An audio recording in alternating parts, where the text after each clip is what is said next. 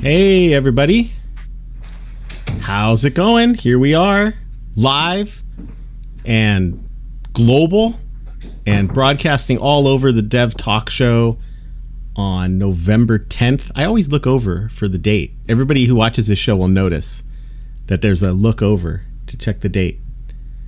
November 10th, 2021. Andy Schwam and Rich Ross. How are you, gentlemen? Let's start with Rich. Hey, doing well. Happy to be on the stream here on a Wednesday night. That's right. And Andy.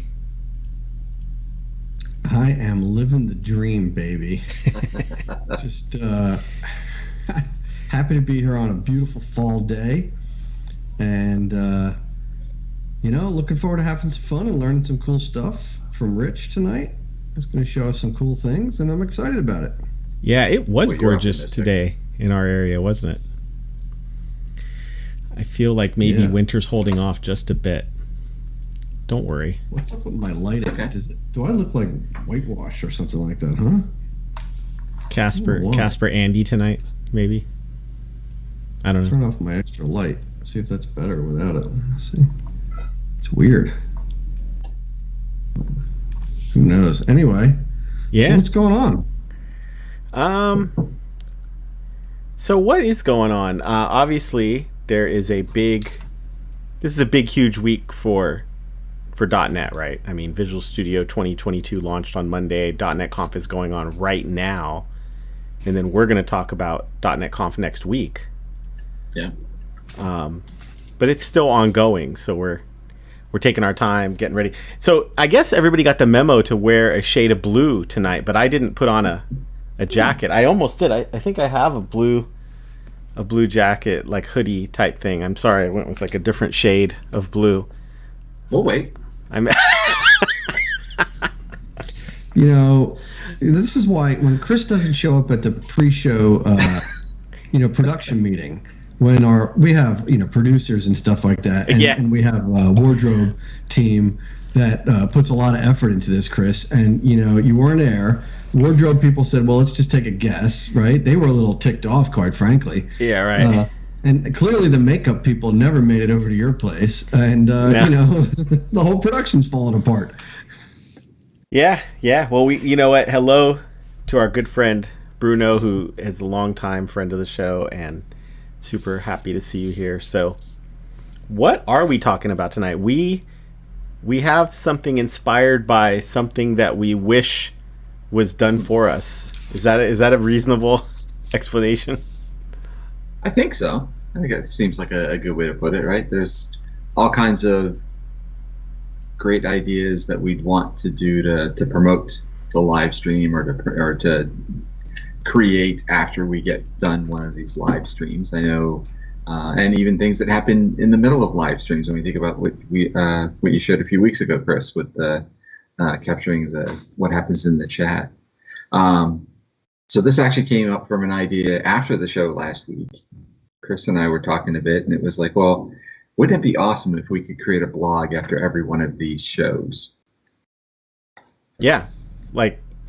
Whoops. Sorry about that. That's okay.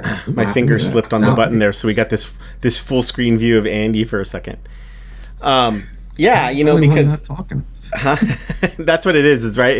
It's focused. It said, hold on, say something. That there's a lot that I think you wish you could do in order to just promote engagement, or maybe people who missed what was happening on the show can get caught up. And then it just turns out that it's a lot of work. Yes. And that's okay. There's nothing wrong with the work, but when it's manual, rote, repetitive stuff, that's when you say wow, software is out there to automate rote, repetitive, manual stuff. And if only we knew some folks who wrote software, then maybe we could get manual tasks to be automated. And then we realized, wait a second, that's the Dev Talk Show. So we're supposed to know. And maybe we don't really need to write full-on software. Maybe we just have to configure a few things, and we kind of got it pulled together.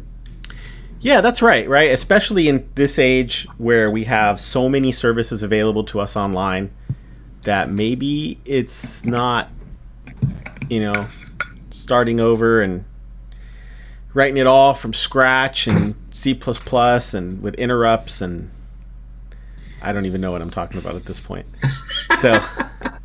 So let's see what exactly are we talking about? Like you said, I think the base idea, if I have this right, is, you know, we're on YouTube. Mm-hmm. So when the show ends, there's a recording there, and YouTube has ways to ask it about things. So what if we put 2 and 2 together and got a little bit of content creation, right? It's not an easy show to title, but hopefully people figure out what we're here for. Yeah. I mean, we posted about it, so we'll see what happens. I mean, I'll be honest, right? We have this idea that how this should work, and we've done some research, but we didn't end to end make this like you do on some of those kitchen shows. Oh yeah, so, right. we're gonna see how far we get, and we may hit a wall. But in looking through, I think we got some promise. So to answer one of the first questions is, well, you guys don't have a blog. You barely have a website, right? It's true.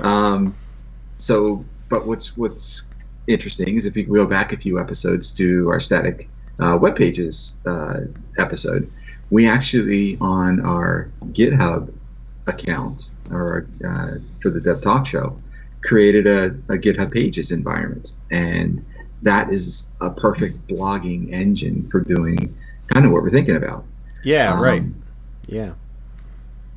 So, and we did that development locally in a container, and then push that up through, push those changes up to GitHub's, and it built that site for us. And I think should be able to share my screen, right? Yeah, when you are ready, I can switch this over. I got to do that on this end. Screen. Yeah, we'll be great. We'll share this whole. Yeah, and so GitHub repos, any GitHub repo can be a GitHub Pages website, and they even have built in the Jekyll blogging engine. So if somebody went out and if you went out and used your search engine for Jekyll and for GitHub Pages, you can see how that's built in. You just get the files up there, and it automatically builds and deploys. This isn't even really a GitHub Actions thing. It's been built in to GitHub for a while. So if you're ready, let me switch over here. This is there we go. Cool. Okay. I've run out of monitors, so I'll take your word for it, because I got this screen here that I'm looking at, and I got you guys off to the side. So I will let you do the production engineering side of things. So since our blog, at least the blog that we're going to use for this, is hosted in GitHub Pages, kind of the thought process we went down, we didn't want to try and over-engineer things, didn't want to create Azure functions that would go and call or any of those kinds of things. So, well, what can we do with GitHub Actions, right? And GitHub Actions is essentially a workflow that you can assemble a series of steps or actions to do some work. And that work can be triggered automatically by saying, hey, go run this action, or it can happen when somebody does a check-in or a pull request against a certain branch, or even it can run on a scheduled basis. So part of and you could call it via webhook as well if you wire that part up too, right? So you've got all kinds of different ways of triggering these. And I thought what we might do, if this works, we would simply have it run on a schedule. So sometime, midnight, Thursday morning, since we do our show Wednesday night, right? Go ahead and go grab the latest video details, bring them back, drop them in a file, and push that file into the blog repo or the blog branch, essentially. So that's kind of the rough overall plan. We'll see kind of how far we get with this. Let's see. So there's no trigger then, right? You're saying is that YouTube, there's no trigger for we're going to schedule this. Yeah, I went looking through the YouTube API, and I think if I go here. Come on. You know what else we could do? I'm just thinking like another feature if we wanted to, is we could expose it as an API where we could like just call it and say, hey, we just finished a show, right? Yeah. Like the schedule would be like backup and it would pick up anything that we forgot about, but we could probably just fire off a request as well, right? So awesome idea. And where if we were going to call it, we have all of us have as when we run the show here, we have a Stream Deck, a little device here that we use for switching video, switching audio, all those great things. And there are macros you can create on there, and one of those macros can actually call a web endpoint and basically call that webhook. Right. There you go. So at the end of the show, when we do show end button, that's a cool idea. Yeah. That's neat. Yeah. But interestingly, it's also interesting that just part of the conversation, maybe not the most interesting part of the conversation, but it's interesting that YouTube. I'm surprised that they don't have like an event model. Well, they did. Who knows? Yeah. To be fair, so if we look at the how do we get there? Nope. Where's the API section? All right, we're just gonna do this. Well, I don't want to take you off topic. No. Kind of stuff. We can get into the. It was what I was going to talk about next. So if you look here, they have activities, and activities is where I was going to go. But as you can see, deprecated. Yeah. YouTube has deprecated the channel bulletin feature. Interesting. Yeah. So what was in the channel bulletin? Huh? There were all kinds of right. I mean, it's all the things that you would think you would want to know about. Somebody posting a video, somebody uploading a video. All of those were events that happened in the activities, but we can't get to them anymore. That's kind of surprising. Yeah, interesting. But yeah, okay, and maybe they replaced it with something else that we can look into it in the future. But listen, in the meantime, we've got a way to do this. We do, and the way that we plan to get the information here is we're going to use the search API.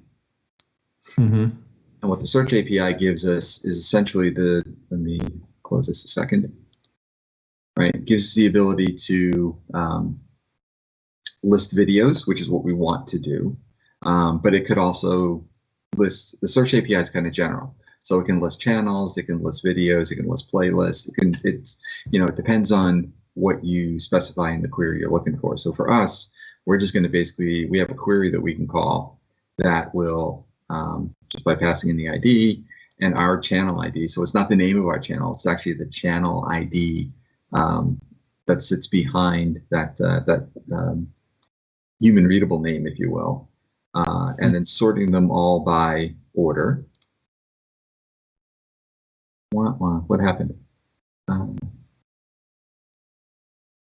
We exceeded quota. Oh, this might be a short show. No. Oh, there's a quota for like the day or something. Could be. I can't imagine you did that many testing. The call to this method has a quota cost of 100 units. Interesting. And each call is 1 unit, so I don't see why that would be a problem. Yeah, okay. Well, it says that search list, is that what you did? Search.list, yeah. It says, now look at that. It says a call to this method has a quota cost of 100. So they just don't want you doing it like every few seconds. I don't know how the quotas work. Maybe we don't. Maybe we don't know that. I certainly don't. So what we did, we have an API key, so that's how it knows who we are, and we're able to use that not only we have this API key kind of wide open, so it's for authentication purposes, but also for access to all the API components, right? So anything you might want to do in the API space. And with that, we're getting our results. And for us here, what we're interested in, just running a basic search query to pull back videos. And you can see these are all of the type YouTube video, essentially. What's interesting is this value here, which is the video ID. And whether you want to call back to the snippets show or you want to call back to the Blazor show, that YouTube video ID is quite important, right? So we can go ahead and take that, do a open up a new window, go youtube.com.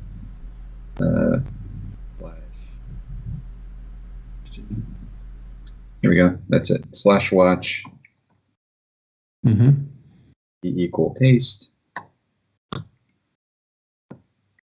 This is how developers call APIs, right? We type them into the browser. No, it's exactly. Cool. Well, you get the idea. So yeah, look at that. Look at those guys. This is the current one. Yeah. Yeah. Nice freeze frame. I can hit play if you want. I mean, well, no, that gets too confusing because I hear us talking twice and I can't handle it. It's like the Matrix or something. I don't know. I'm sure one of my voices in your head is enough. So, so that's what we wanted. So in the end, you see, we get the video ID for the YouTube video. So we got that. Once we have that, we can use that to now call the video lists. And the video lists has to have some kind of a video ID, or you're searching for most popular videos or my liked videos, right? So I need some way when I talk to this API to say, this is what I need you to give me, as opposed to just being vague and saying, give me all my videos. When we do that and we execute that code, just basically by dropping in that ID and asking for, you can basically ask for all kinds of different parts of the file related to this entry, essentially. So content details, file details, streaming details, and so on, right? They're all listed there. And then we've grouped those in a comp-separated list, and then that gives us back this nice JSON file with all of the cool information, including thumbnails, but what's really important, things like title and description, right? Part of the localized settings there. Okay. So that's great. So we were able to. It's getting you right there, though. That's pretty cool. That we can just do that. Exactly. So we've got the pieces. Now the question is, how do we assemble them all together? Hopefully, in the course of an hour, maybe, and see if we can create a blog post off of this. Yeah, sure. So, all right. Questions with any of that there? Just kind of. No questions. I did do some research while you were talking, and it looks like you get 10,000 units per day by default. So that's a decent amount. So I don't think we'll run out like on today's show. But, and I didn't look too far to find out if you can pay for more or if that's just the limit. But certainly we're not going to hit that kind of limit with the type of things we're doing. So, Exactly. Although I'll be honest, I probably used a quarter of them trying to get the format right for those two APIs. But that's my own issues. But yeah, I think it still saves enough to go ahead and get through it. So this is our Dev Talk Show site, or our account on GitHub, and then this is actually the site for the pages. And if you want to see how we did that, go back and look at static pages link up in the corner there, right? To be able to know, to see how we did all of this. All right. So what I'm Wait, are you saying that there would be a video link from a previous episode when we worked on this?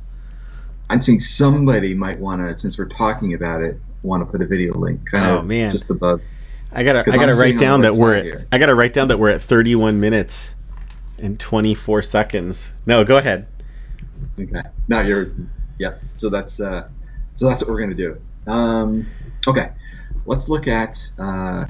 So since all of this is right now living in GitHub, or at least the bulk of it, right, except for the data it's got to pull in around our video, the thought was maybe we could build this with GitHub Actions. So let's go ahead and see how far we can get going down that path. Pay no mind to the fact that I've already got a GitHub Action in here, but I can, because you can create multiple of these files, right? I'm going to go ahead and say, give me a new workflow. And I could choose from a template that's here. You can see when we're talking about this, oftentimes building an action is much like what you would use to take that code that sits in your repository, run some build actions against it, maybe you're running some testing against it, and then when all of those check out, let's go ahead and push that to some location so that your code can run and be available for people to use. So typically that's what an action will do. But it's not unheard of to just have the action be a workflow and not necessarily deploy code to a cloud infrastructure or an on-premises infrastructure or what have you, but actually deploy it, in our case, to a certain branch of our repository, which is what it's going to do here.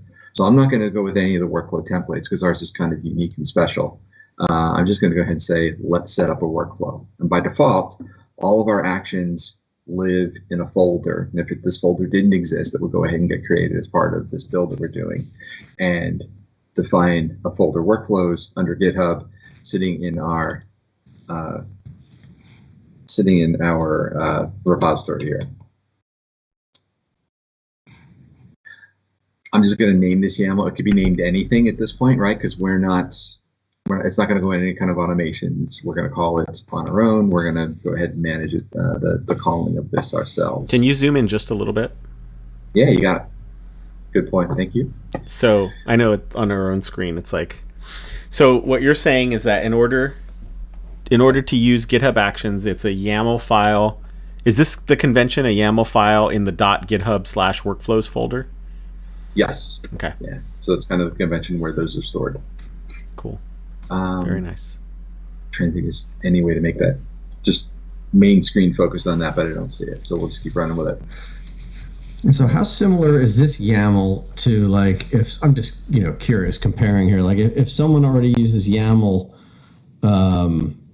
for, YAML builds and things like that in Azure DevOps, yeah, it's totally different. It's YAML, yes, but the structure is whatever. It's a totally different structure, right? It is because we're mostly because of, if you think about it, what defines the steps, right? From a Azure DevOps perspective, you have predefined steps that just come part of the platform. You can get third-party steps coming in through Marketplace, but then you have to say, well, I'm looking for the Terraform plugins, and I've got to take those and install them in my DevOps environment, or organization, or even project, depending on how it's structured. And then now it's available for me to include inside of that YAML structure. This is a little different, right? There is, you see, we have actions and a checkout, and I think I should be able to do something like this.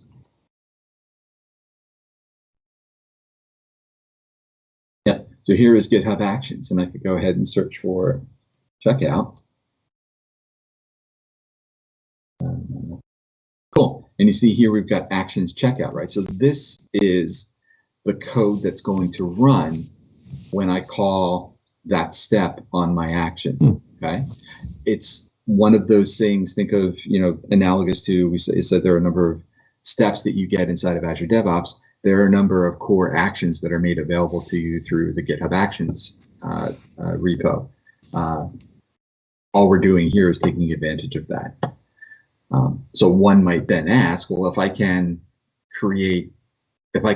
leverage actions that exist inside of the actions repository, what prevents me from creating my own actions and doing custom actions? And you certainly can, right? And that's where the marketplace comes into play around actions. So just back to here. Features actions. Probably not going to be on this one. It's off of here. Well, here we go. We got marketplace, right? So I could go ahead and I could search for actions that might be useful to the things that are in the steps that we want to do here. So if I wanted to, search for something related to GitHub pages, right? So I can now, you see I have a bunch of potential actions that I could bring in. And if I wanted to look, read more about them, I can actually go to the full marketplace listing of that particular action. I can see, what do I need? What are the environment variables? Give me some examples of this. What are the things I need to kind of keep in mind? So this one actually includes some good, some caveats there. But then I can also go to the underlying repository that is supported by, or that this action is essentially living in, right? And it even tells me if I landed there out of the blue, I can use this in my project as an action. But I can go ahead then and drive into README, it says entry point, right? And this is the thing that's really cool. I think if I'm understanding this correctly, this person created a GitHub action, and just because they followed some conventions to publish it, but the action itself is in GitHub. Like, it's very right. It's very like Inception-y, I guess, but it's cool. I really like that. I like how like here's an action, and it's not, I think the actions that are kind of standardized, supplied, and worked on by GitHub are in they're in an organization called Actions, I think. Right. And yet here is this person here. I would totally butcher the last name. I feel bad, but like Brian Schwetz, I suppose. Who that's really cool. I love this. Yeah. And there is, so if we go to GitHub Actions, so we can actually see the documentation around actions. And there's a whole section not only around learning it, but also learn, create templates, workflow. There's a learn module for it. There is. There's a really Microsoft Learn module, create and publish custom GitHub Actions, that I just stumbled across while you're looking at this. Yeah, because I stumbled across it too as well. Actions. Right, so we can. Yeah, here we go. Learn module. And you can see we've got, for those who haven't been to Learn, this is an actual module. Well, this is a course this would be it's not a learning path, so it is a module. It has one particular focus, and there might be a learning path above this. I think we go to introduction, and it was the next one. They talked about a learning path for this. Yeah, now I can't find the link. So yeah, so you can certainly dig in deeper. I don't think we're going to go down the custom action path, or at least that's not the plan for what we've got going on today. What I hope with today is, with what we have here, we should be able to use we should be able to do that. We're going to try and do this with things that are just in the workplace or within the marketplace, if that makes sense. Yeah, fair enough. I didn't mean to go off on that tangent. I just, when you found, well, things in the marketplace, plus you do need that publish to publish Jekyll to GitHub pages. Is that one that you do need that's custom? That is not the one I'm going to use. Okay. When I worked around some of these, there was another one that I found, and that one actually looks a little easier. So I may come back to it later. No problem. It just what I want to do is do a little cleanup here. So we're going to name this, and we're going to say build blog post. So this is the name of our integration. What we're going to do is not have this run on a pull request. We're just going to basically push this to master, or to main in this case, and just have it run there. So that'll be our trigger. And for right now, ultimately we'll do it as a trigger that will be on schedule. This part here is important. So if you wanted to just go to the Actions tab and say run now, which is what we'll wind up doing at some point, I'm sure, that's what this command actually gives you the ability to do that. And then once you get once you get through the kind of setting things up, then it does look kind of similar to what we did in Azure DevOps and Azure DevOps pipelines. And part of that is because when they built Actions, they took the DevOps repository and forked that to use as the basis for starting down this path. So it is similar. So you have jobs, you have build, and you have steps, right? So you have that same similar structure inside of here.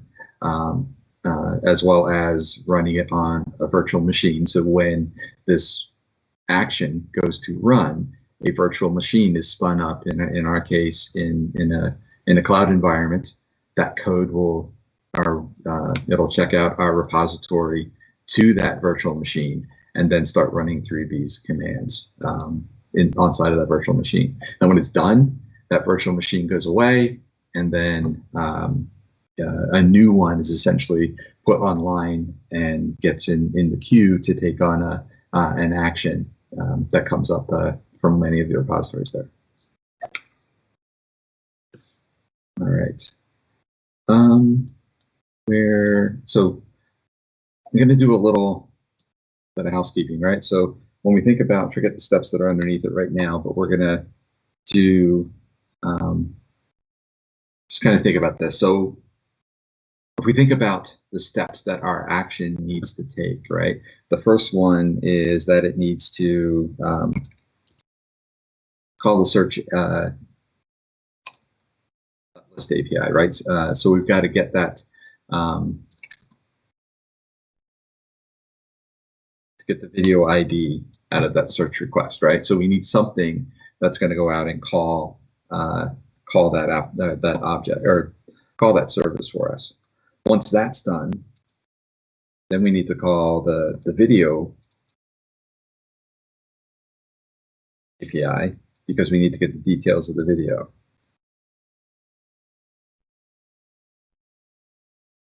Then when that's done, we need to take the content of that response and populate the blog post, that data, and then finally. Now, if we were using GitHub Copilot, would this be done right now? Like, would it be able to read that and just, that'd be cool, right? I don't think Copilot works yet in YAML, but that would be slick. That would be fun. Yeah, working in YAML's not there yet. Interesting. So I'm not seeing the chat. I'm not seeing anything. Do you guys have questions? Are there questions from the chat? I haven't seen any questions in the chat. I mean, people are asking what we're doing and stuff like that. But no, I don't have any questions. I mean, I think you're explaining it. We're all mesmerized. It's pretty cool. It's interesting that you can do all this stuff in a. I mean, this is what I guess is interesting, is that actions are,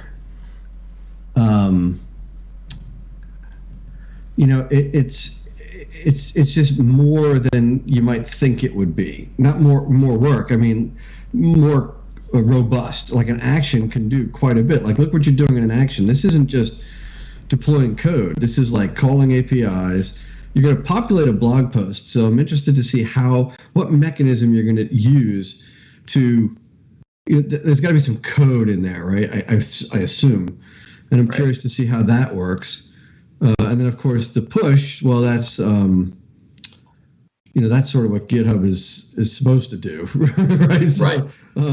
But it's intriguing that it's almost it's a platform. It's not just a CI/CD. It's a platform, right? I mean, it is CI/CD, but there's just there's more than that, right?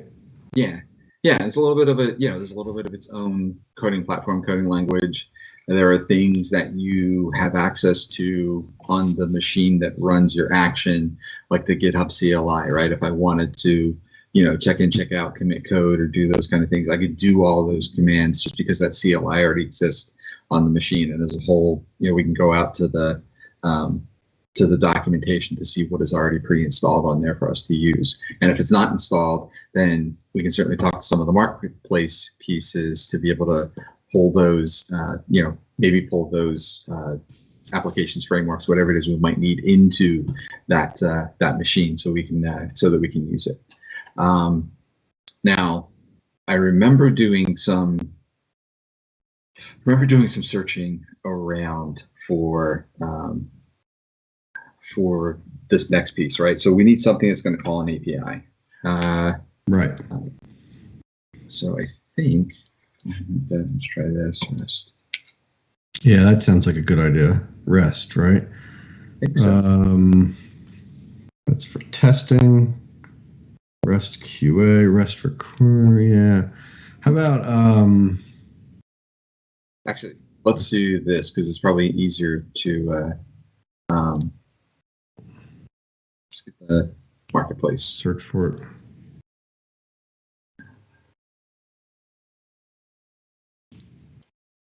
it?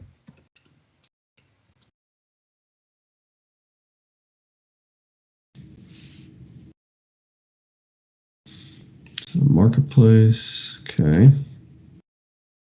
So just make it easier to search here instead of trying to search. Yeah, that's a good idea. So let's REST. Let's REST. So there's a REST recorder. New action to run your.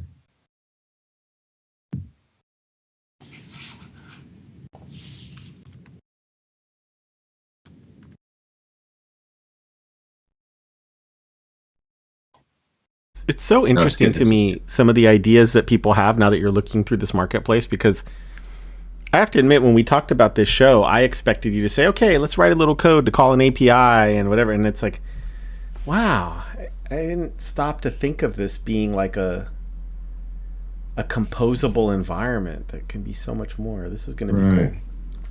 Yeah. I wonder if it's not a REST. I mean, maybe you'll find it, or maybe you've already found it, but I wonder if you need to use like a script to call the REST, right? Like a piece of JavaScript that you could execute.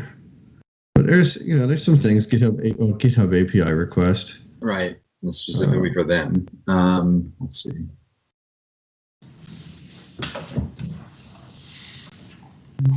Well, one other thought is that, hey, we've got a GitHub API. Maybe somebody wrote a YouTube one. YouTube checker. Checks the length of the video. This will actually installs YouTube DL into. So this is one of those things that would download a component so you can use it as part of your action. Right. YouTube videos as posts.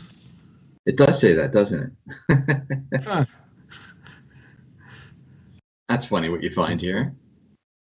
Yeah, that's like kind of what we want to do, right? Maybe we can make this show quick. Well, I think he's wait. How to reuse this action template, creating a personal website for the YouTube videos using Jekyll and GitHub Actions.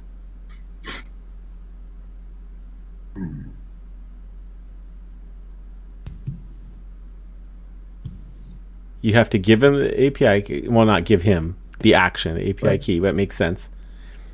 Yep. And the channel name, which we. Huh. Yeah. I also. If I remember right, so this will actually will update all the videos and titles in the posts, which is a little different than what we want to do. Because we really only want one. We only need the one video.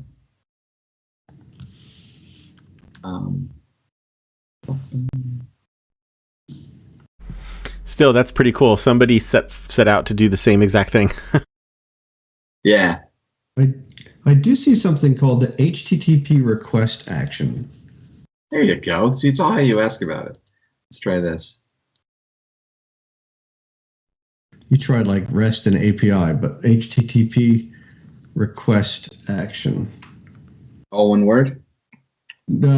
Separate words.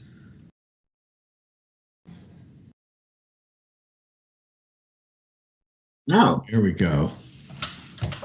Create an on the left HTTP there, request. I think. This one, right? Yeah, well, that's the one I'm looking at. Yeah. Okay. I think so. Yeah. Stage. Username, password, making a post. Let's see what else we get. Well, that's those are just the parameters. I think that's just an example, right? So they're calling a URL. They're setting it as a post. Ours would probably be a get, but I think it would be configurable. As long as we can put in a key in there, because they'll take a bearer token. Custom headers, we can do that as a custom header, right? We probably need to put that in. There's an API. Very no response from status codes. Okay. So this will work. It's honestly, I think it's the best option I've seen. So let's see what we get back. Is it saying further down that it puts the response into a variable, and then we could do more, I suppose, huh? Interesting. Yeah. So we should be able to, right, if we say echo steps my request. So this is the my request step, right? Mm-hmm. So it's steps, my request, and then outputs. So every GitHub custom action has inputs and outputs, and it's defined in the, I guess, almost like the manifest of the action, right? And then from that, we want the response variable. Make sense? Mm-hmm. Cool. All right, let's try it. Yeah, let's see where we go with this. I am going to take this and see how well. Have you guys seen that one? What's that? This one. Yeah, not that. You can. That's what I want. This guy. You can do if you hold over the minimize max button. Oh, no, I did not know that there was like some built-in ways to. That's cool. You like that? That's a Windows 11 thing. It is. That having that up here is now a Windows 11 thing. Well, what's really cool is see how these guys are together. It actually shows up down here as a group. You think that's? I mean, I'm just wondering if that's the more demand for side-by-side stuff with these large monitors, these ultra, 4K things, that's probably for that. Yeah. It would work for anybody, but I imagine there's a lot more need for that. Like the idea of just maximizing your windows when you have a 4K monitor, it gets kind of big. When you have really big monitors, it's just too hard to read, right? So that's cool. So, all right. So now we're going to figure out how you use this thing, right? So you have steps. So here's an example, right? Because it's already given us yeah. So let's go ahead into here. We need to keep the uses actions checkout, right? Because we've got to get our code out of the repository. We need that because we'll eventually wind up pushing that to the GitHub Pages piece. So let's go through. What do you start with a dash? That's how you start a new step, right? Yeah. Thank you. So dash name. And in this case, we're going to use. Interestingly, it's not in quotes or anything like that, No, doesn't need to be. Kudos to you, Andy, for finding that one. That is awesome. Well, let's see if it works before we. Now this, so just to. You're putting that in the name, but that's the uses. I think you're putting that on the wrong attribute. I'm on the wrong line. Good man. Right, let's do this. Name. I got your back. I got your back.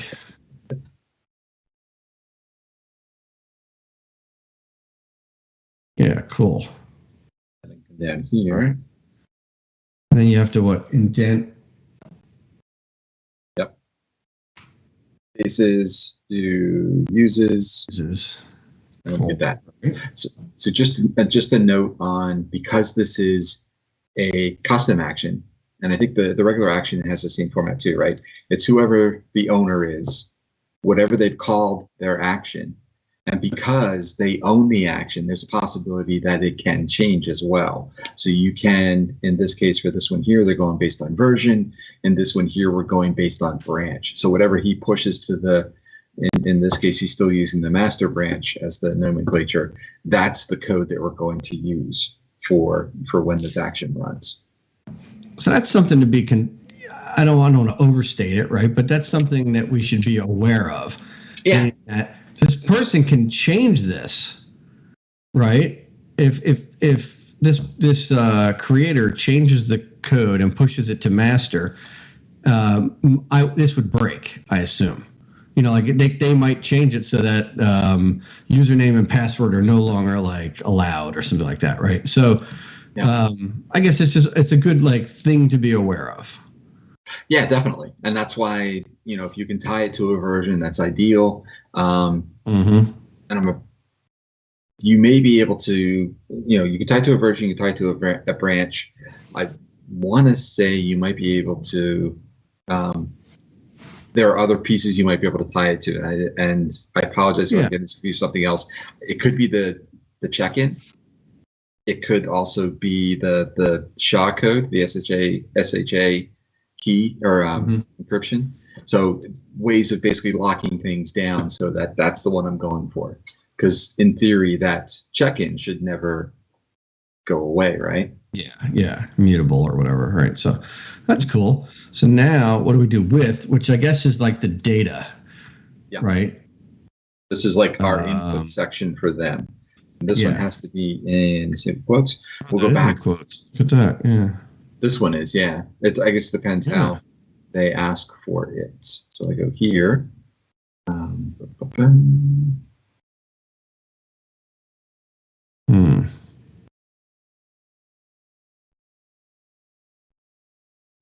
I didn't realize my face was cut off for a little bit because I was leaning too far. I was like, ah. Oh, we were getting compliments on the chat. Yeah, I said that. Right. Everything looked so much better.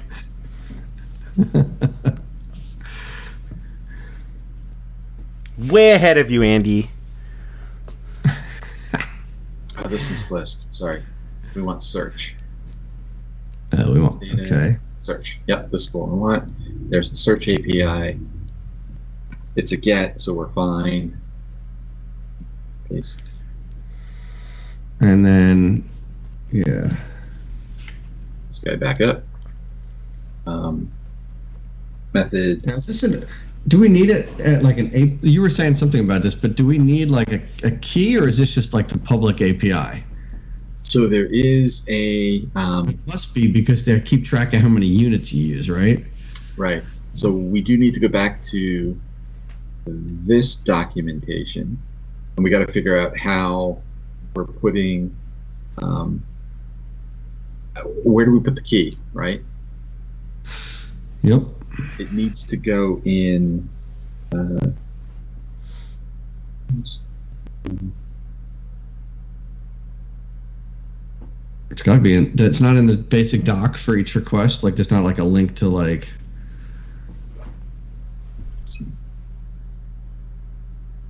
OAuth 2.0, nope.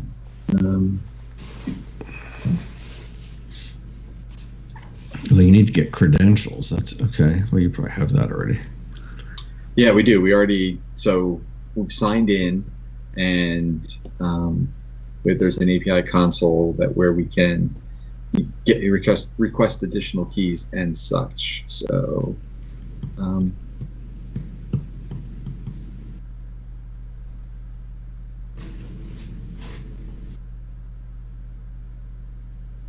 you also have... What's in this? Wait, what was in that request body there or something like that?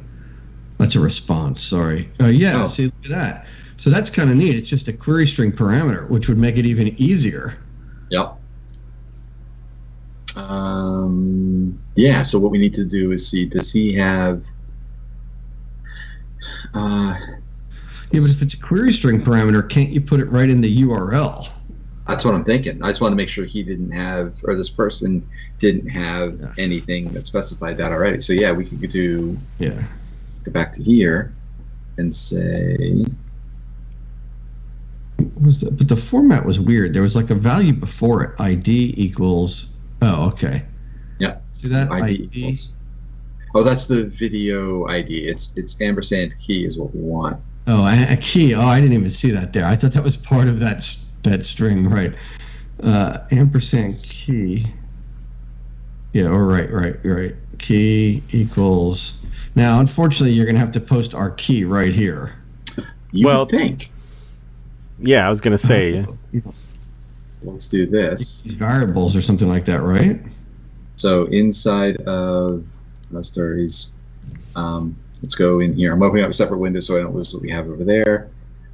Inside of our repository, there's a settings area, and inside of the settings, we have the ability to store secrets. Now, secrets can be at the environment level, so they're usable across all the repositories, or in this case, we have a repository secret, and that is going to be... So you already put it in there. ahead Yeah. of time. Yes, and if I was to Okay. look at it, you wouldn't be able to see that value. The only thing we can see is the name of that secret.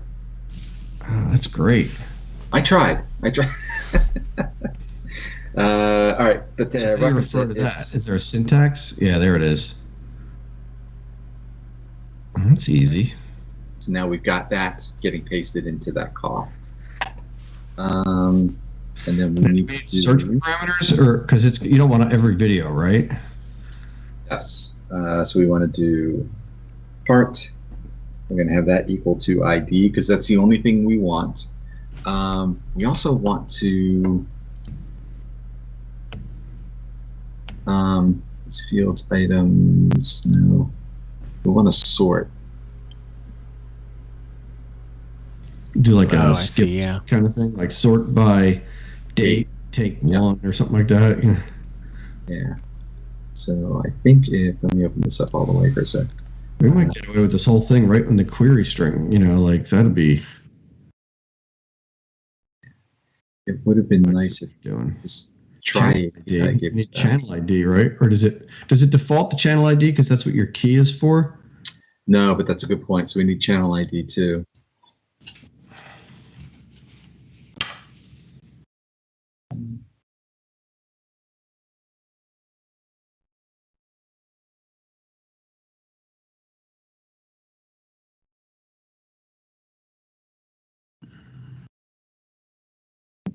Nope.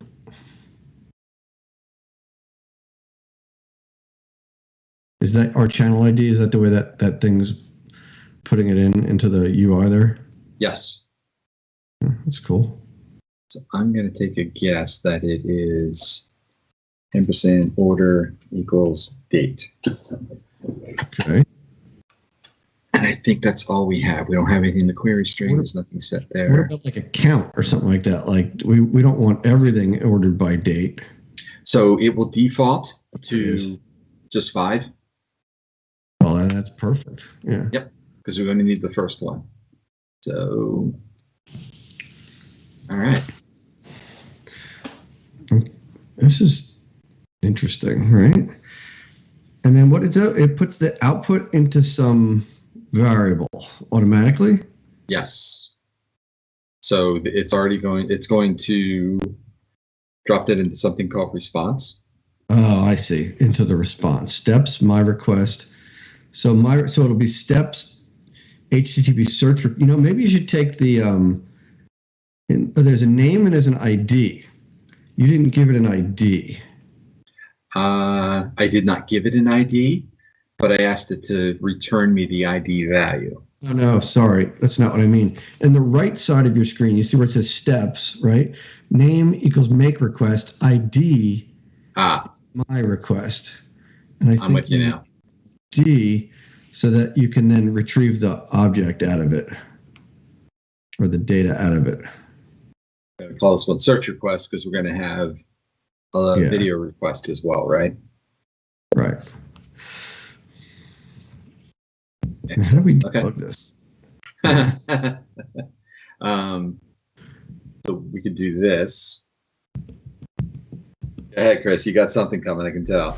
I don't think we're going to set any breakpoints. That's what I was just thinking.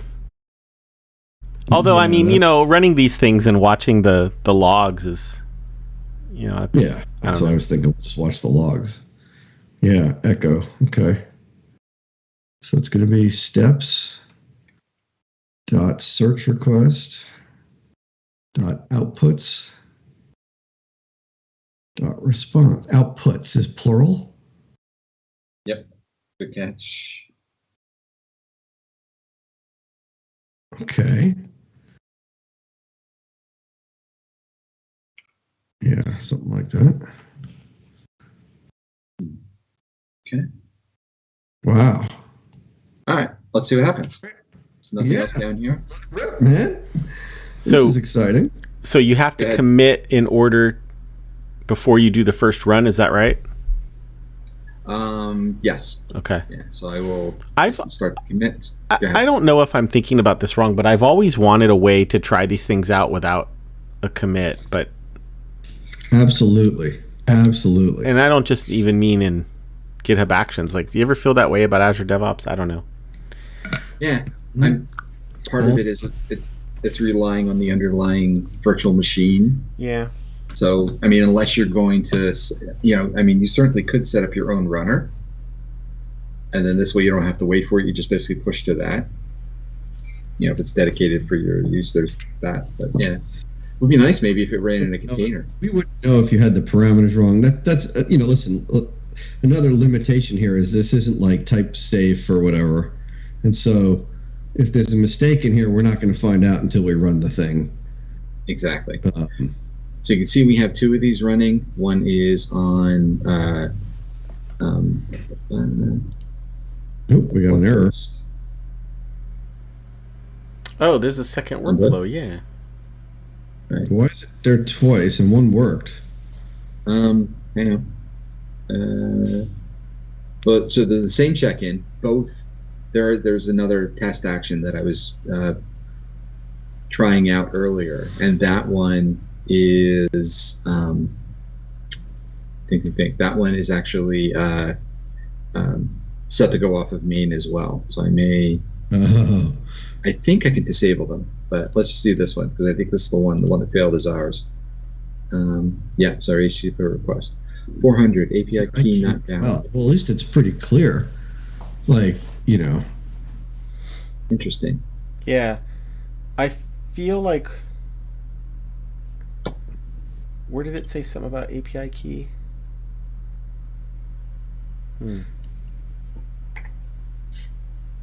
Oh, it never replaced it. Yeah, I was going to say, it didn't replace it. It's giving it a blank. So the variable replacement didn't happen, is what you're saying? That's what it looks like, yeah. And you could see that in the log, like you were looking at it, right? You could see that it was... Yeah, it still has... When we look at the output, is the output going to show our API key? It looks like it would not. Okay, well, that's cool.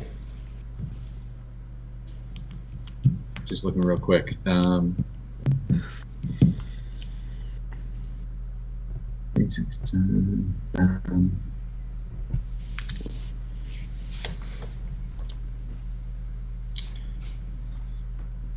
Hey, if people are, while Rich is reading here a little bit, Chris, we could talk a little bit about our normal schedule of when we're on the air, right? We're here Wednesday nights at 8:30 p.m. Eastern time, right, in the U.S. Right? We try to do a show every week, every Wednesday night. The Dev Talk Show. We're talking about dev topics. Sometimes we're doing some hands-on stuff like we're doing tonight. Sometimes we have guests talk about what they want to talk about. Sometimes we just work on some little projects or throw out topics of our own, right? And sort of anything goes on the Dev Talk Show, right? And we're on YouTube, we're on Twitch, and tonight, Chris, where are we also? We also are broadcasting through our Twitter account, like our Twitter timeline. So if anybody who happened to maybe follow the Dev Talk Show, yeah, the video's live. It's pretty cool. So that's kind of cool. Yeah. Right? Now, I guess we wouldn't get comments, like, right? We that's something you were talking about, right? We need to hook it up so that if someone tweets at that. Yeah, that's something I would like. I would like that to work. Yeah, that'd be cool. But but we don't have that yet, and that's fine, right? We'll get there one of these days. We're always working on some cool stuff. So if you're watching, feel free to throw us a like, give us a thumbs up, smash that button for us, and if you're new and you want to hear and see more, subscribe, follow us on Twitch. Well, follow us on Twitter, subscribe to us on YouTube, all that good stuff, right? And then we'll keep coming, we'll keep bringing it. And of course, if someone's watching now, feel free to put some comments in the chat. We're watching the chat, and we're always looking for questions and comments to keep the conversation going. It's fun for us when we get participation. We love that stuff. And And at that point, let's see if Rich is ready. I just stalled for a little bit. Yeah, let's see. Should I stall? That's where you're supposed to go like this. There's this, the symbol? This is the stretch symbol. Right. That's what the producer does in the wings when they want the show to keep going. They say stretch. Right. I see a green. Yeah, what I'm going to do is I'm going to move this out of there just to make sure the secret doesn't show up. Yeah, so it was successful. This is cool. So the only thing that was wrong was that why, if you could tell us, why didn't that parameter get replaced? Yeah, I will show you that in a second. So what's cool is even though it's there's a key there. Nice. Yeah. Yeah, it didn't keep it as part of the log. That's just got to be, because I see this in Azure DevOps and in Azure and other things too, right? Just a convention. They're assuming that the word key means something, right? I assume it's just completely, by convention. If you what do you think it's the secret replacement? Password. Exactly. What's so that? if we look here, Chris is it's a secret replacement. So if we look at what we did, what I did not have is an appropriate space in between. Oh, okay. As well as the $ or the $sign at the beginning. Yeah. So much like I did down here for replacing that value. So by doing the same thing up here, it knew it was a secret. So right. It didn't want to output it to the output because now it's available for anybody to see. Yeah, so that's pretty cool that it's smart enough to say like, hey, I'm going to log your action, but I will make sure not to echo the secret. And then, the response. It's like, I feel like there's a drum roll. Yeah, here it is. Like, oh, look at that. That's cool. And so basically the previous action threw this into the variable response, and then we just echoed it out. Yep. So now with a little bit of work, we could get what we want out of here. Yeah. So we could. So the thing we want is that. Yeah, the thing we want is that items. Mm-hmm. Yeah. And we want item 1. Now, why does it say ID : blank? Kind search result e tag. ID : That's the object, right? The object ID the whole also has kind. Oh wow! Just and then we want that. Is it that video ID right there? Like that's the one. That's the one. Yeah. This is the one for our show tonight. Right. So it's actually the items, and then inside of that item we want the we want the ID, and then inside of there the video ID. And what I'll be honest, I don't know because we just started using not that one. We just started using where is it? Get all those windows open. That's pretty good. Oh man, I should have done that. Oh, sorry. That's all right. That was my fault. We need to find that GitHub action that we were looking at. Let's do this. Nope, it's gone. Which one? The one that makes the API call, or a different one? Yeah, the one that makes the API call. Well, you want to. Do you need me to switch off the screen? API call, right? So can we just dot into this thing? Well, that's what I'm hoping, right? Yeah, can you turn off my screen for a second? I want to try or see if I can find it. Yeah, no problem. I'm not sure where it landed. Oh, here we go. Let's request action. Yeah, this happens, right? Is you don't want to reveal some secret to your API, or maybe whatever you shouldn't be showing. It's fun stuff. It's fun stuff doing live coding on your machine. It's like such an interesting problem. Is we have that cool Azure Mask extension that seems to work pretty well, but there isn't like a protect me everywhere on my machine extension. Not that I know of anyway. Yeah, that would be nice.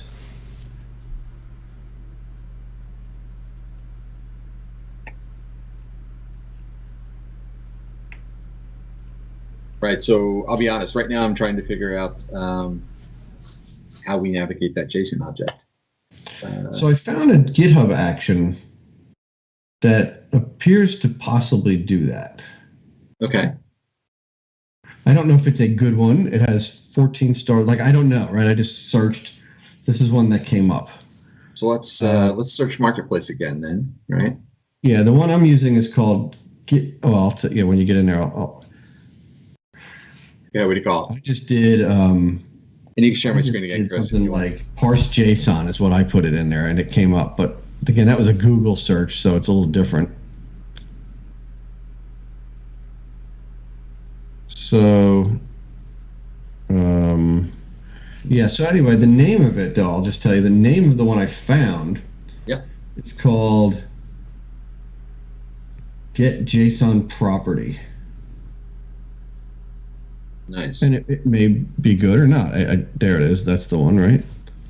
Man, that's and it looks like just crazy. Look at yeah, we want to do this Get JSON Property one. And if you look at the example, it shows very similar to, like, it's in the prop thing, but we use this path, property path scripts.format or something like that, right?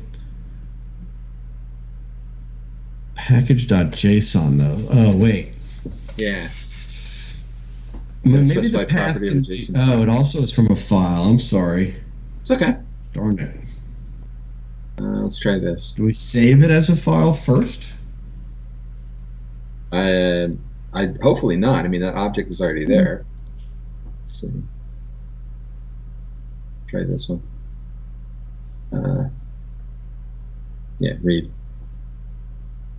So here you go. Path, options, JSON.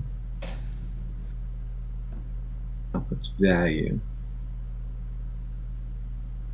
That's not very helpful. No, it's not.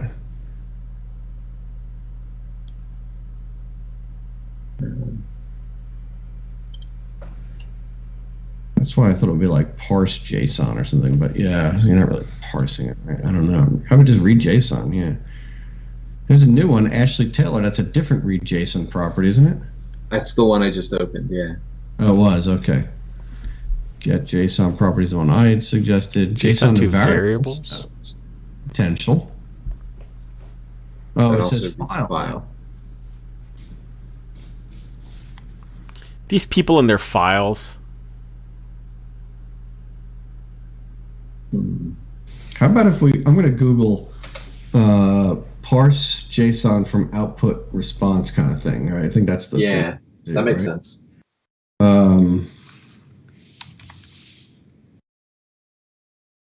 Try to parse JSON output in a GitHub action. This guy looks like it's not working.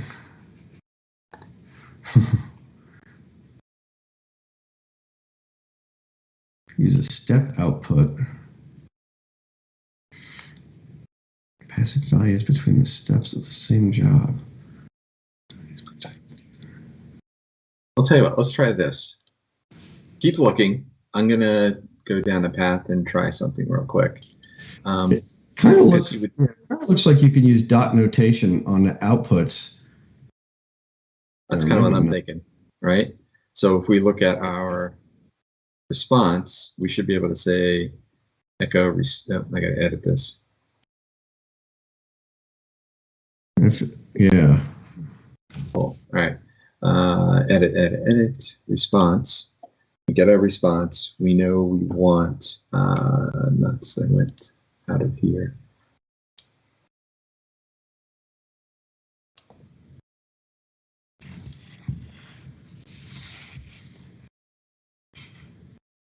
Cool. All right.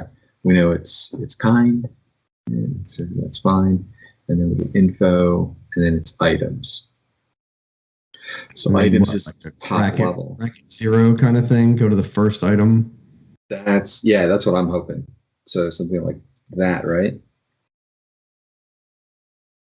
Yeah. And then dot ID, if I remember right? Because we're in. Here's items. Here's our first object, and it's ID, and then inside of ID. Video ID. Yep. Well, it might work. Hey, we've tried stranger things. Yeah. All right, let's see what that gives us. Cool. Submit.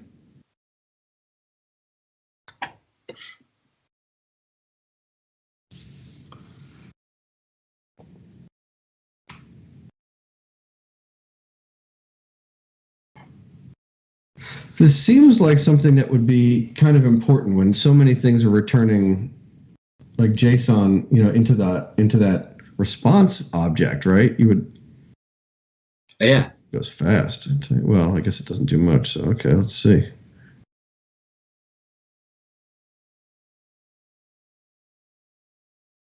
What is that? So bin dash dash e. That can't be right. Oh, it must have tried to run something. All right.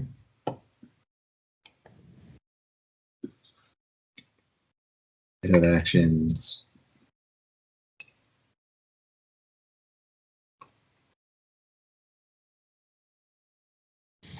This might work. Oh, this action is now obsolete. Wait, here it is. Oh, there's a function. Really? There's a from JSON function. Are you familiar with functions in here? No, you got a link? Yeah, I'm going to post it if I can. Well, let me show you where I started. Okay, I'll post a link to where I started. I'll put it in. I'll put it in the Discord chat if you don't mind, right? Yeah.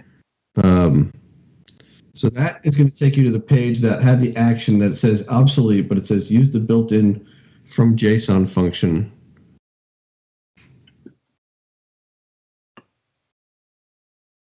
From JSON value. Huh. Yeah, so if you want to bring that up, like if you click on the from JSON, which is a link, right? You can access context information and workflows and actions, but I don't see the from JSON function in there. So that's kind of weird because this link doesn't seem to take in anything that has from JSON on it. Yeah, I mean, it's mentioned probably about 3/4 of the way down in the YAML file, but that's it.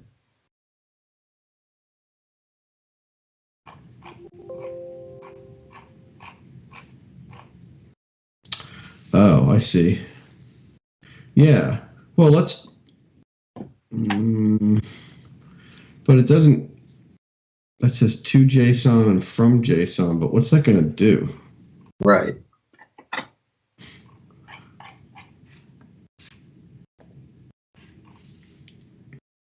says this action is obsolete, but does that mean it won't work?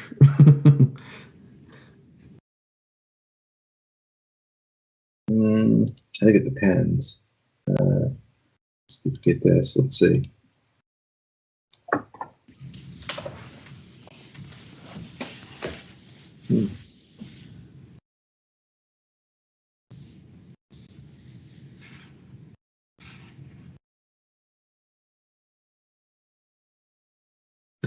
Okay, you set it to. Okay. What are you doing? I don't see anything moving. Oh, I'm sorry. I'm looking at his original action. Yeah. Okay. I was looking at that too because it seems like just because it's obsolete doesn't mean it won't work, right? Yeah. I mean, as long as it exists, right? So. Yeah, I mean, it's probably not the best course of action to use something that is marked obsolete. But Yeah. So, all right. So it's built in. That function's built into actions. It's using Lodash under the covers.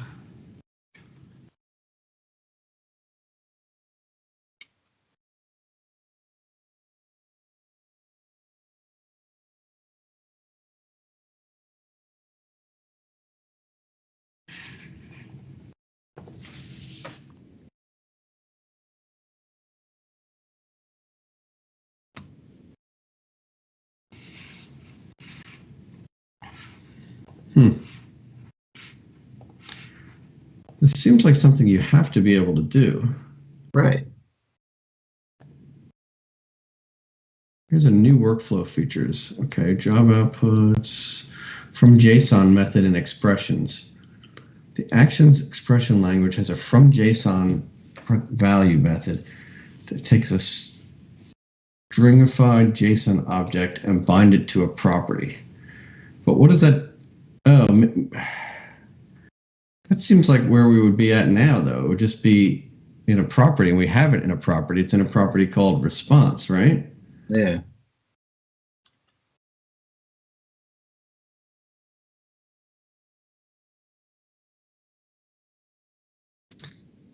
Yep. Yeah, but I think what we were doing, like I'm looking at this blog post that shows it doing something like, oh, that's a little different too, but outputs dot something matrix.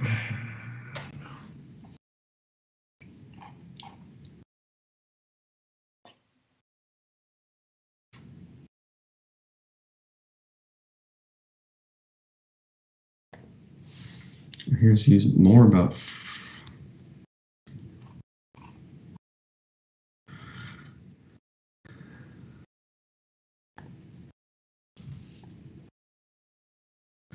It's funny. I found another article that says for more information about from JSON, and it takes us to that same page that doesn't really seem to be about from JSON. It's nothing I can find.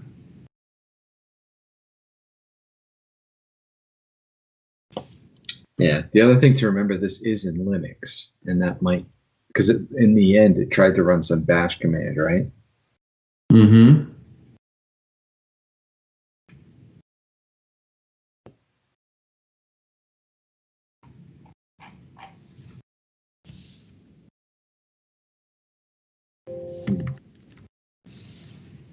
Because we are so close.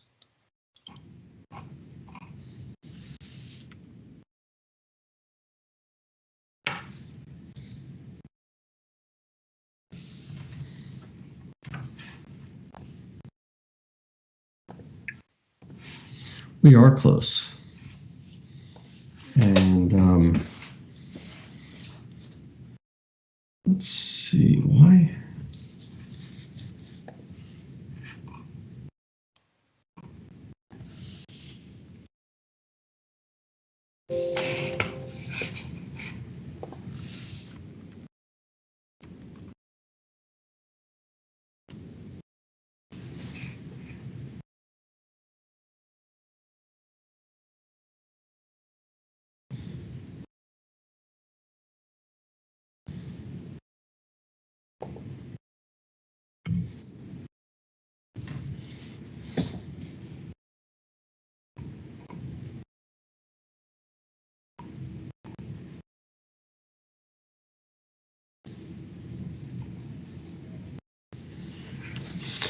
Are we sure? You know, I'm just thinking about what we did when you tried to like dot into it a little bit. Yeah.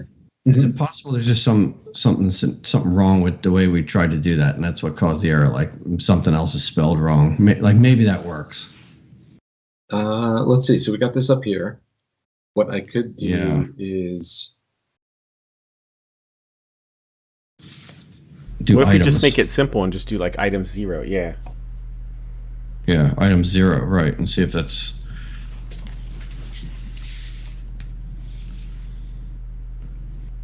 Or items. You're right. Items is simple, but in items at least proves that or item 0, either one. Items at least proves that you can go after a key, an object. And it's also. Are we sure that items is the first thing? Was there something else before that? It's on the root, so it's the response. It is on the root. Okay. Yeah. Let's just see if that does anything different. I mean, it runs fast enough, right? Yeah. So this is this is the response. So it's at the same level as kind. So it's at the root. Oh, I see what you mean. Items, yeah. Kind. ID. Yeah, it sure seems like that would work. So let's try that. Let's do. Yeah. It takes 20 seconds. Stupid, but is it possible it's not zero based? Like you'd think it would be zero, right? Is it possible it's one?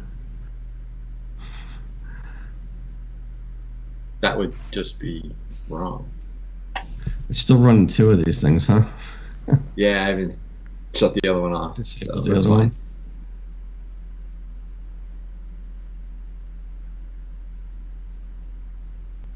That's weird. What does that mean? It didn't like items.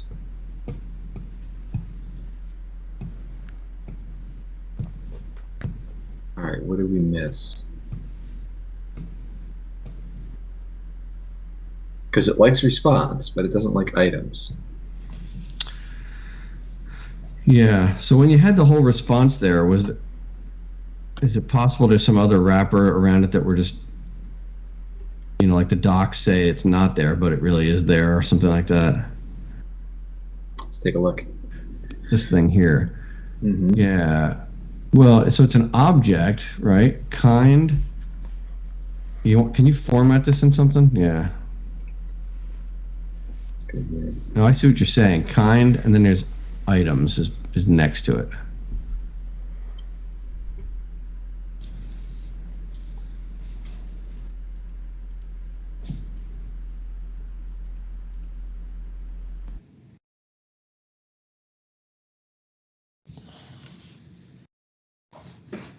Yep. Format. I think it's under edit, right? Or file, maybe? I always forget where that is.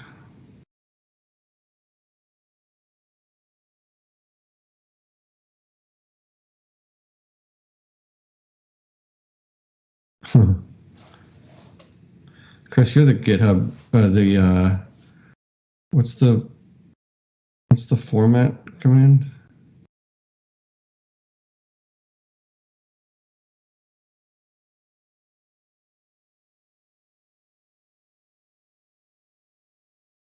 There it is. See, that's why we got the expert here. Items. What if we try something else? Maybe it's having trouble with the array. Like, what if you just said kind? Okay. You know what I mean? Yep. Just throwing out ideas here. No, I agree. To the point of, hey, can we really iterate into that? Yeah.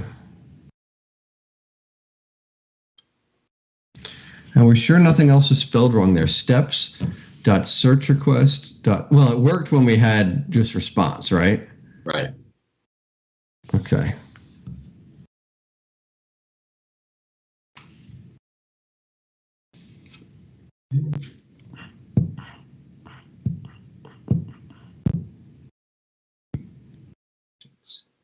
Well, the thing is, I guess maybe that doesn't work because it's like a string, right?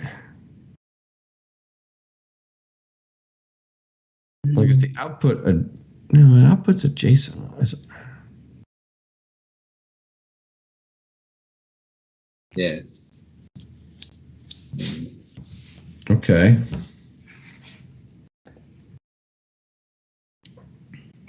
Okay. What about this? If you go back to the job, and down where you say from JSON. Oh, I'm sorry, we're not doing that yet. Okay. So we know that how the from JSON works. Well, that's what I want to try. Go ahead. So we're going to run this expression from JSON, and in parentheses, it's going to be the response. So steps.searchRequest.output.response. So you say from JSON, and the J is capitalized. Yep. Let me get an edit. Oh, that's right. We got to edit it. That from JSON part already. But maybe the whole thing where it's kind is just a string. It's not really. I mean, no. String. So from JSON is around. So steps.searchRequest.outputs.response is the variable. We want that to be the parameter for from JSON. Right, but and that's why I put it out here, right? No. It's in the. Well, not in this example anyway. So okay. Tell me where. First of all, Yeah, right there, from JSON, and then you're gonna say the response, right? And now, what's something on the root? Is kind on the root? Yes. Yeah. Okay. Kind's on the root. Now put this entire thing, everything that's being echoed, in quotes. Everything that's being echoed. Yeah. So echo space quote $, and then a quote there at the end too. Single, double. Double quote. I'm sorry. Although I'm not 100% sure if that matters. So like that. Yeah. I'm reading this off of somebody else's example, so. Okay. And is this from an action or is this from a Linux thing? It's in GitHub Actions. So from JSON is an expression that apparently you can use in GitHub Actions, but the problem is it's interesting. Can you drop that link in the Discord so I can see that later? Yeah, I did, but what did we get? There you go.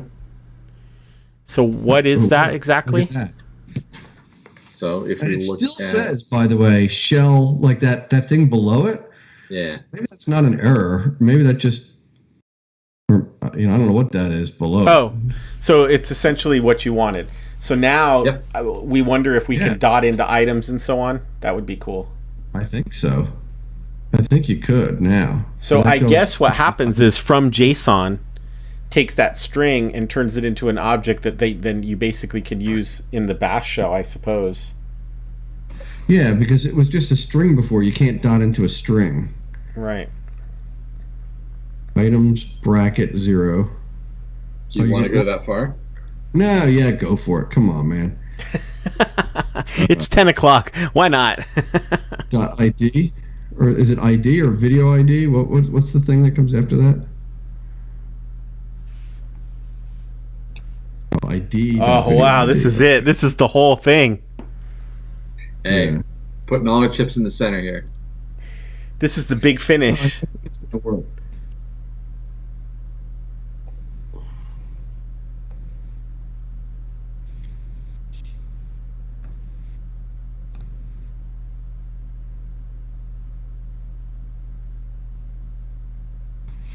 Oh, there you go.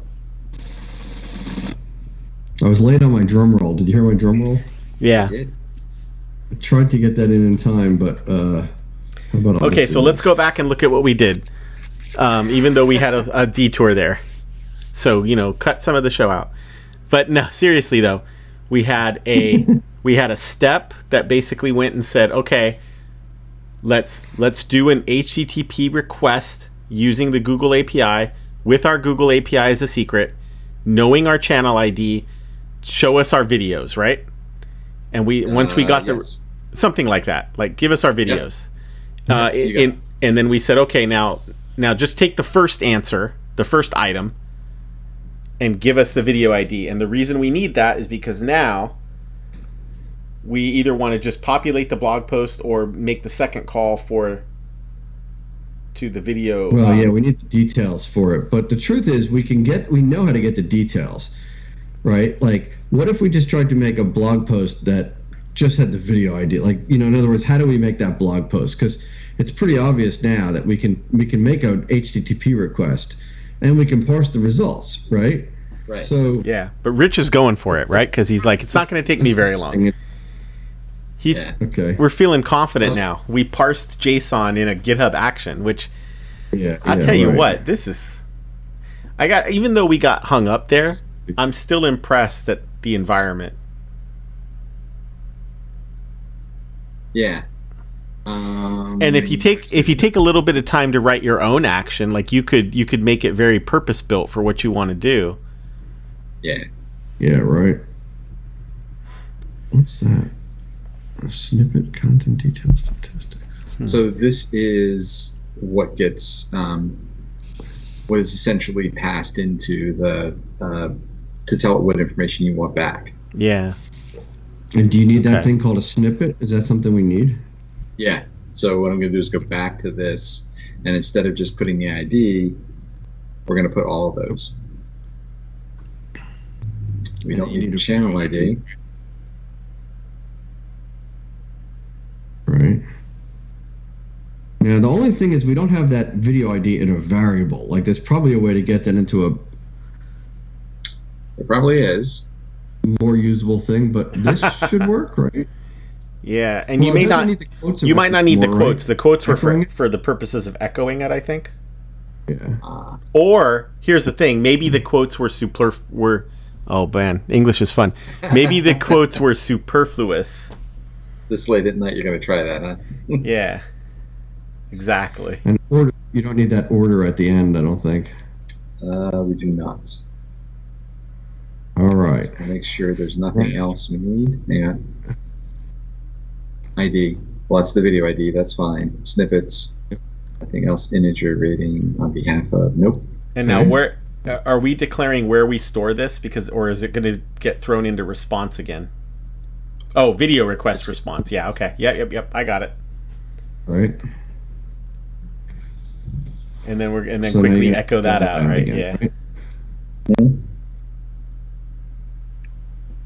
You need a colon after name. Is it just me, or is it the more advanced the cloud and platform as a service gets, the more we return to console.log, to printf debugging. Printf for you C. For those of you that cut your teeth on C, printf. And if you're using F#, printf.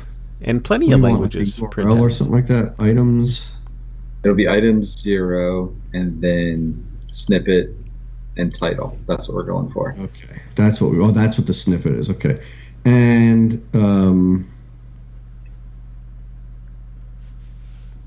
you need to change where you have steps search request needs to be video request. No. In the line 46. On steps, yep. And that should work. Oh, cool. Yeah, that is cool. I mean, this is pretty slick.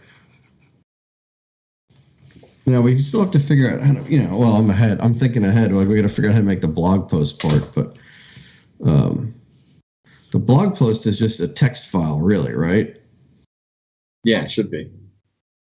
And then the saving it is 404. You get the URL wrong. I bet video is wrong or something like that, because you just changed that one word there, video. Yeah. I remember. ID. What is it? It's ID. It wasn't video. Yeah. Well, that's okay. At least we know what it is. Video, right? It's better than the voodoo previously, where it's like, oh.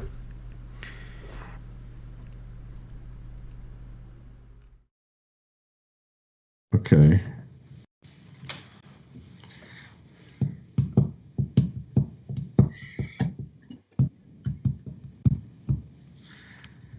And so we're getting there. Now, here's the thing. Are we going to need to set some variables to be read in the last step? Yeah, that's what I'm thinking. Like, you're going to want to... I think so. Somebody has a really simple action called set variables. Maybe there's other ones too, but you literally just say, like, it's the simplest thing ever. ID. I wonder if we can use it. No, wait. That's still the wrong one. It still says video. The video's the request. So if you go But back just to... changed it. No, it's okay. It's what I changed was this, right? Because the parameter is ID. But I still need... Let's make sure I got the right... I've seen it, but I didn't think that's what you changed. Videos is plural. Videos. Right, there's the issue. Right. Videos killed the radio star. Yes, killed the vlogging star. So that's that. What I changed, Andy, was this one down here. Oh. I changed the property or the query string. Okay. Okay. Okay, yeah. All right, this one's going to work.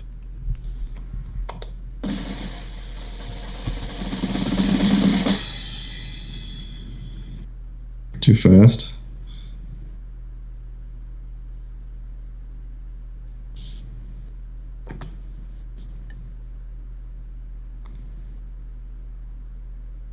The request worked. There we go. There's your title. Wow. Okay, so That's awesome. So can the blog post be made? Is that a thing? Can it be done, or are we not close enough? Are we too far away? We're not close enough for that. At 10:09, we're not close enough. That's it. No. So, from Rebel Zoo. Hello, Rebel Zoo. Thanks for throwing us a wow there. It's cool. I mean, this is pretty good. We're just winging it. Yeah. I mean, like I said, we didn't these actions like on the fly. Like this was not pre-scripted. Nope. Yeah. I guess sometimes we might get mistaken for like giving a presentation, and this time it was like, well, what if we just tried it? What does the doc say, right? We could search for the answer. So let's go over this again. We have a GitHub action that makes a couple HTTP requests for us, and now we have the information we need. We can use this. We can continue using this from JSON technique to pull this data out, like the video ID. If we wanted to craft a URL, the video information. It's just now the trick is there still is an action to be used to create the blog post and get it pushed to. It's in the same repo, but I noticed that your GitHub Pages branch in this repo is like totally diverged. Yeah. Like you made Git cry because it's like a totally different thing. Yeah. So here's the reason why, because the Git repo or the GitHub branch, GitHub Pages branch doesn't care about, if you go back to our code repository here, it doesn't care about all of this, right? There's a dev container.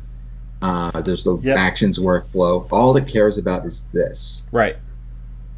So and I'll show kind of why that looks so different. What I was aiming towards is there's actually this action here that will take whatever our publishing directory is. In this case, it's .docs. Put it in a destination directory by default, the gh-pages branch. Mm-hmm. If I wanted to specify another branch, I could. Put in the CNAME and then enable Jekyll. This particular action will use probably about a dozen different static website generators. So if you wanted to use Jekyll, you just say, fine, keep the default. But otherwise, you can specify Hugo or whatever engine you want to use for that. Wow, that's kind of crazy. So this action encapsulates using these other actions to say like, oh, I don't want to be limited to GitHub Pages. I want to use something else. For the static generator, yes. Yeah. Oh man, I didn't even know. That's crazy. But yeah, that's it. And then this token is nothing it's a given, right? It's a secret that we have access to as part of the this GitHub action running in our repository. So that's all this. So it's not something you defined. It's a built-in secret. Okay. Exactly. Okay. And this is how you publish the blog currently. So theoretically, you can create a blog post by going to the docs folder in the repo and adding another post. That's basically what you do, at least right now. And I know the CNAME stuff, if people aren't familiar, it's a little bit of elbow grease to get your GitHub repo to basically, it just, by having the CNAME file, you're basically telling it, okay, we had to go to our registrar and basically put in shows.thedevtalkshow.com and essentially kind of point it at GitHub and say, hey, when somebody asks for this, the authority is GitHub Pages, and GitHub Pages will take care. Let them take it from here. I don't know if you can see it, but it's actually doing the little spinny thing, like it's thinking about. And when you first put it in there, and when it's checking it, underneath it, it says, it's checking the DNS entries to make sure that it is valid. Yep. As long as it is, then we get this. Right. And that works. And that works, yeah. That is alive. We haven't published anything since we first showed it at the beginning of the show. But what we didn't get to tonight, and what we want to happen, is we now have all the information we need. Essentially, we just need another GitHub action that'll basically build this blog post. How it does it, that's for another day. And it basically says, okay, build the blog post that says, hey, here's our replay from November 10th, 2021, and video is right there. Maybe it's even embedded. I don't know. There is a action that will let you do it as an embedded.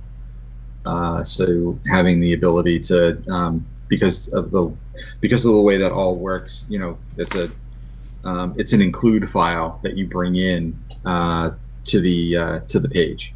So you have a separate HTML snippet that is your div with the embed tag, and then you use an include to get it into your blog post. So there's a way to make that happen as well. So either we can, I know it's one of those things where we have content planned for next week. So right. And if I didn't have a 7 a.m. customer, I would say let's just keep going. No, I gotcha. This was cool though. I'm impressed that we quite literally hacked this out from documentation. Yeah. And that's what when you say live coding, that's kind of that's what I think anyway. But yeah, sure thing. That was fun. Oh, look at, let's just pop in the names there. That was cool. It's cool. See? That's cool stuff. We should again, we do got to give Rich a chance to get some rest, right? But we'll be back next week. Yeah. Talking about are we back next week? Right? Yeah. We are. We have a big show next week already planned. Yeah, next week is and this is an official show too, right? Like when I say official, I guess I mean that that the folks over at who is managing that again? It's the .NET Foundation, I guess, is they're going to promote this apparently. But we called it Exploring the Brand New .NET 6 Live. It's an official .NET Conf. What do they call them? Wrap show, wrap up party show, party or something like that. Yeah. And it's meetup.com. If you go to meetup.com/thedevtalkshow, which has those little dashes, which is kind of dumb, but it's there, November 17th, Exploring the Brand New .NET 6 Live, the Dev Talk Show. It's cool. Yeah, and so the .NET Conf is going on right now, and to be quite honest, I've gotten to watch a little bit of it. Probably try to catch more this weekend, and I think we're all trying to figure out like what is the thing out of there that we want to try and play with. A lot of ideas. There's definitely talking a lot about Blazor and Maui, but then there's other things that I found very interesting. Those new Azure, do I have this right? Azure Container Apps, I thought was interesting.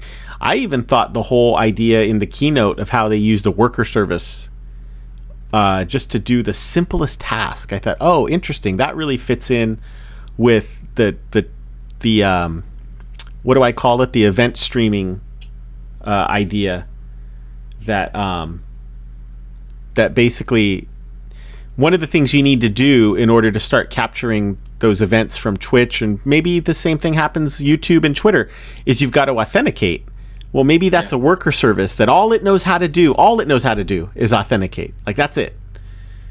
But I don't know. That this is not this is not a substitute. There's no architecture diagram here. That was not a substitute for an architecture design session. We'll talk about it next time. Rich is already laughing at my idea. He's like, how silly. No, I'm sure he's not laughing. Nope. He's getting Forza booted up. Yeah, he wasn't laughing at me. He was laughing near me, right? I was laughing in the chat. How about that? Oh, really? Yeah. Yeah, he's getting Forza Horizon 5 getting going. Rich is already booting up his Xbox, and he's getting ready to flip the switch, and he's like, I don't need you guys anymore. I'm going to go. Yeah, I tried that out last night on my Xbox, and wow, game is just absolutely beautiful. Yeah. I was watching Remy stream a little earlier, and he was playing as well. It out. Yeah. Yeah, I wish I would have gotten in there. That would have been cool. But next time, I mean, we're all going to be racing soon. But here on the Dev Talk Show, we code a little bit. Maybe see, that's another interesting thing. I was also inspired by the keynote and all the different things you can do. I don't know how many we can hit, but we'll see next time, right? I don't know. Let us know what you want us to talk about in terms of what's coming out of .NET Conf. Put it in the comments. Send us a tweet. Those work, right? They work for lots of things. Call me, send me an email, whatever, how do you want to get hold of us, right? I don't know. If you call Andy, that would be very interesting. I'd be curious. How did you get Andy's number? All right. I think we're done. So on behalf of the Mostly Blue crew, I mean, this is mostly blue.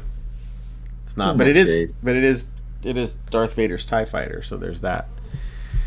But on behalf of Andy Schwamm and Rich Ross, thank you, Rich, for guiding us through all of that, and Andy for picking up a line of code here and there, and then I guess even I got one or two, so it was a real team effort. Yeah. And thank you all for spending the time. We will see you next time on November 17th. Be here at 8:30 p.m. And we'll catch you next time on, let's see if this closes, on the Dev Talk Show.